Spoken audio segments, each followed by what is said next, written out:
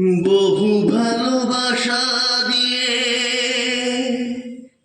শোনালে তুমি গভীর প্রেমের কত গান, মিলনের আনন্দ বিরহের বেদনায়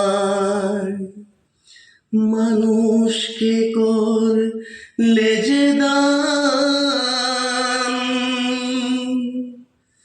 বন্ধুর কত ত্যাগ শত্রুর ছলনায়, নিয়ে কত গান গেলে অবিরাম, তোমাকে জানাই প্রণাম।